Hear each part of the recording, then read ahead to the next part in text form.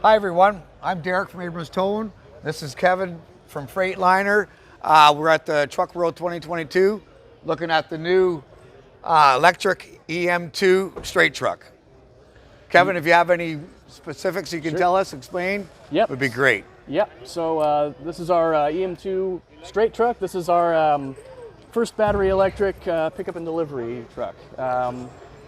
This one comes in two different configurations. So we have a Class 6 and a Class 7 version. The big difference being battery onboard usable capacity. So our EM2 comes in two different configurations, the Class 6 and the Class 7 version. The big difference is really onboard energy capacity. So our Class 6 version has a 194 kilowatt hour pack. The Class 7 version has a battery pack that extends back a little bit further than what you see here. And that's a 291 kilowatt hour pack. So that larger pack gets you a range of about 230 miles or 370 kilometers. The smaller pack, similar to what you see here today, has a target range of about 150 miles or 240 kilometers. What about for charging? Is there charging stations, or do you have one that you take with you? There's definitely, you need to be reliant on charging stations, and at this point anybody who's going to be an early adopter of this technology needs to be ready to be self-reliant. In the absence of commercial public charging that's really suitable for electric trucks, right? Okay. The first public charging station that is actually built for commercial trucks this size in North America is in Portland, Oregon, across from our headquarters. It was a joint project between our company and Portland General Electric to prove out the concept and also to test equipment. So in Canada, where would we, like, say the drivers stop to charge their truck? Yeah, at this point, it really makes sense for applications where you have kind of an out and back routine, right? Where you're going to start and finish in the same spot, and you're able to charge the trucks on your Home Depot. On your Home Depot, yeah. Okay, so a city-driven truck. Yeah. Okay, exactly. That makes sense, absolutely. And so there are purchasing incentives both to offset the upfront cost of the truck, but also to help people come up with the capital they need to actually put in that infrastructure. But customers will need to work with utilities to figure out if they can get the power delivered to their facility, and there's a lot of questions to answer. So okay. It's one of those things that does get kind of complicated, but we try to make it as simple as we possibly can by offering paid consulting services through Detroit e-Consulting, where we figure out if the use cases you have actually make sense for the technology that we have right now. Okay. And how you can get the financing and how you can optimize it for best TCO so that you end up saving money on the truck. Oh, absolutely. And emissions, right? Yeah, exactly. Yeah, so it's very many assets on that. Yep. So the technology on this truck is a little bit different than what you'll see at our series production, which goes into production next year, coming out of our Portland manufacturing plant. This is representative of the prototypes that we have running in our pilot fleet right now. We're at about 1.3 million miles accumulated on those trucks, so it's 41 trucks rotating between about 50 different customers, doing regional haul, port drayage, last mile logistics routes, both Class 8 tractors and EM2s like this. Okay. And that expertise is what we're able to kind of pass along to our customers and also apply what we're learning to the series production design, which is going to be a little bit different. This one you see the E-axle. This is with one of the vendors that we were working with to sort of try out the concept. When we actually go to market, we're going to have our own fully proprietary Daimler designed Detroit E-axle, Detroit E-powertrain. So the batteries and the E-axle are going to be the same solution for the E-Cascadia and for the EM2. Oh, great. Okay. Yep. And the reason for a towing method. So I know most of the times we can tow them from the back, but if there's an issue with the rear and we got to tow it from the front, would it be the same as towing any other unit? Just pull the axle or drive shaft, and it won't damage any charging issues? Correct. Yep. Okay, great. Yep, just pull the axles and it should be like normal. And it you still should have be the normal. tow hooks in the front and everything. So yep, if you have to get it off the road somewhere safe to be able to hook it up to a truck, you still have that option. And as long as you keep your speed low. Yeah, okay. Yeah. But we just still have to pull the axle. You still have to pull the axle. Yeah, before we drag it in any which way. Exactly. Absolutely. Yep. Okay. All right.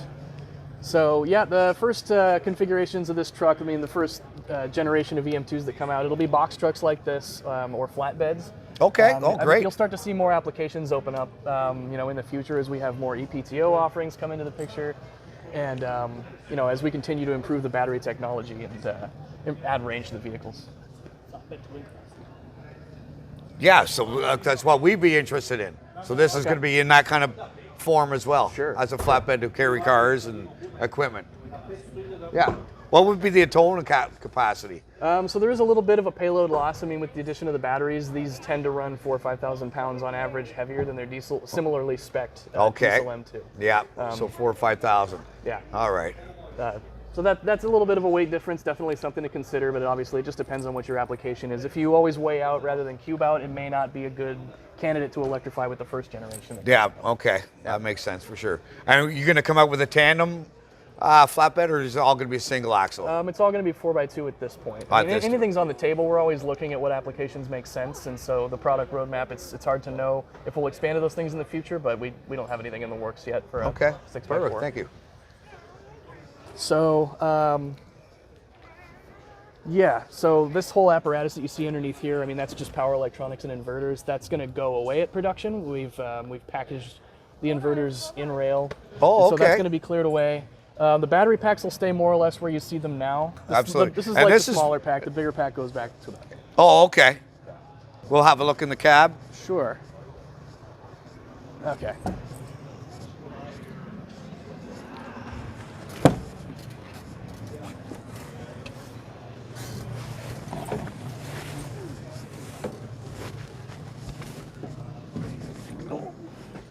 Yeah, this is very comfortable.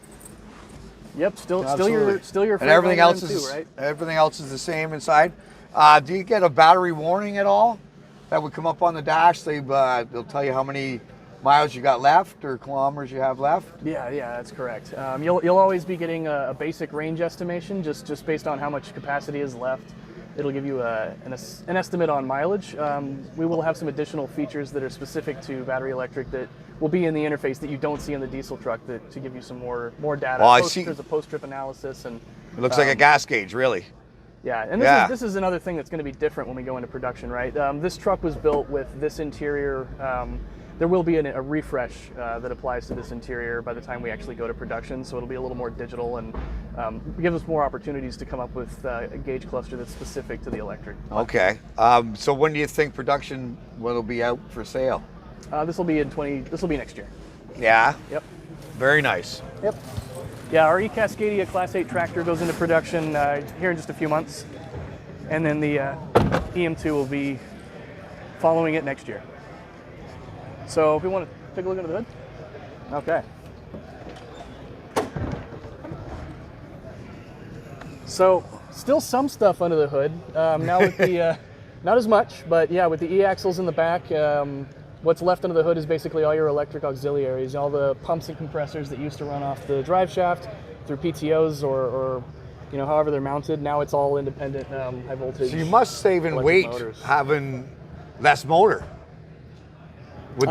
Yeah, I mean, I'd be hard to say if the E-axle versus taking the engine out makes a big difference in terms of weight. I mean, ultimately, the delta is that it weighs more because the batteries are just such a heavy component. Yes, because the battery takes up compensation for the normal motor, I guess. Yeah. So even with the smaller pack, we don't have a configuration where it's any different, or lighter. Okay. Yeah. All right. But yeah, you do save some. At least on the front end, you do save some weight. But because the batteries are packaged as close as you can get them to the front wheel well. You definitely have a little bit more weight on the front of the truck, so it balances out pretty well. But that's same as any other truck. All the batteries are usually in the same position. Yeah. Right. And actually, that does contribute to a really nice ride quality. Yeah. One of the pieces of feedback we've gotten from pilot fleet drivers so far is that having the weight where it is, the low center of gravity actually makes for a really nice ride quality and really smooth. So one other feature about this truck, if you do get the Class 7 version of it, it'll actually be able to run a reefer unit if you're running a reefer box application and power that unit off of energy straight from the high voltage battery pack. So that's going to be our first EPTO offering on the EM2. Kevin, on behalf of Abrams Towing, we appreciate it very, very much thanks so much for your coming by. update on the new truck. Yeah. And it is the EM2.